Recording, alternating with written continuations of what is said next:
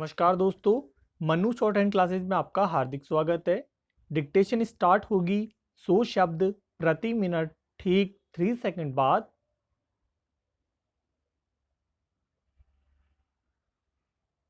Start. Police के स्तर पर भले ही बातें जनता की सेवा की होती हो, लेकिन सेवा भाव की जगह वर्दी की धौंस धमक ही अधिक नजर आती है। ऐसे पुलिसिया तेवर आम लोगों को सशंकित भी करते हैं और हतोत्साहित भी। हालांकि पुलिस के तौर तरीकों में बदलाव की बातें एक लंबे अरसे से हो रही है, लेकिन स्थितियों में कोई उल्लेखनीय सुधार इसलिए नहीं हो पा रहा है क्योंकि वह उस ढांचे के तहत ही काम कर रही है जिसे अंग्रेजों ने कायम किया था। यदि पुलिस की छवि में सुधार लाना है तो उसी कार्य प्रणाली और उसके नजरिए में बदलाव लाने के ठोस कदम उठाने होंगे। इस दिशा में कोशिश हो तो रही है, लेकिन बहुत ही धीमी गति से। आखिर यह एक तथ्य है कि 2006 के पुलिस सुधार संबंधी वे दिशा निर्देश अभी तक ढंग से लागू नहीं हो सके हैं जो सुप्रीम कोर्ट की ओर से तय किए गए थे।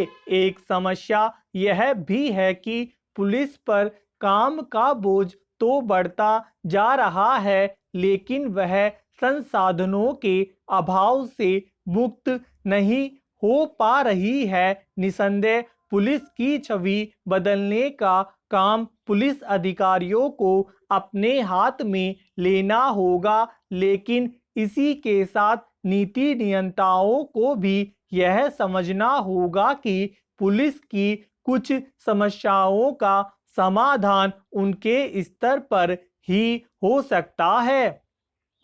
गौरतलब है कि 1.5 साल में महामारी ने दुनिया को हिला दिया है। अभी भी इससे मुक्ति के आसार नहीं हैं। ऐसे में सभी देशों का जोर फिलहाल महामारी पर ही है। कई महीनों तक तो अस्पतालों में दूसरी गंभीर बीमारियों के इलाज भी नहीं हो पा रहे थे। ऐसे में बच्चों के लिए दूसरे जरूरी टीकों का अभियान बुरी तरह से प्रभावित होना ही था। WHO की रिपोर्ट बताती है कि महामारी से पहले विश्व में DPT, खसरा और पोलियो के टीकाकरण की दर 86% थी, जबकि मानक 95% का है। जाहिर है टीकाकरण का यह अभियान पहले भी कोई तेज नहीं था, फिर कोरोना में तो एकदम थम गया। हैरानी की बात है कि दुनिया में 2019 में 35 लाख बच्चों को DTP टीके की पहली खुराक भी नहीं लगी थी। 30 लाख बच्चे खसरे के टीके की पहली खुराक से वंचित रह गए थे। जिन देशों में बच्चों को ऐसी स्थिति भुगतनी पड़ी, उनमें भारत, पाकिस्तान, फिलीपींस और मैक्सिको भी है। यह संकट भारत के लिए भी कम गंभीर नहीं है। अगर तालिबान सत्ता हथियाने में कामयाब हो गया तो भारत के लिए मुश्किलें और बढ़ जाएंगी। भारत के समक्ष धर्म संकट यह खड़ा हो रहा है कि अफगानिस्तान की निर्वाचित सरकार का समर्थन करे या तालिबान के साथ हाथ मिलाने की कूटनीति पर कदम बढ़ाए। इस हकीकत से इनकार नहीं किया जा सकता है कि बिना तालिबान का समर्थन किए अफगानिस्तान में किसी का भी टिक पाना संभव नहीं है। 2 दशक पहले भी जब तालिबान सत्ता में था तो भारत ने उसे मान्यता नहीं दी थी और कोई संबंध नहीं रखा था। इसकी कीमत कंधार विमान अपहरण कांड में 3 आतंकियों की रिहाई के रूप में चुकानी पड़ी थी। पिछले 2 दशकों में भारत ने अफगानिस्तान के पुनर्निर्माण में बड़ा योगदान दिया है।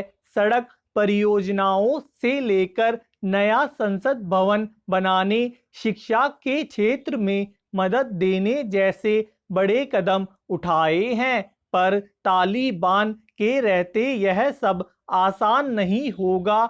दूसरा खतरा यह भी है, पाकिस्तान भारत के खिलाफ तालिबान का इस्तेमाल करने से बाज नहीं आएगा।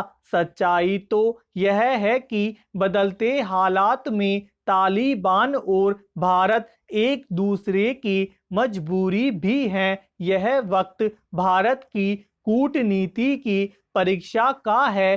अब देखना यह होगा कि भारत तालिबान को कैसे और कहां तक साध पाता है। धन्यवाद दोस्तों, लाइक और शेयर जरूर करें।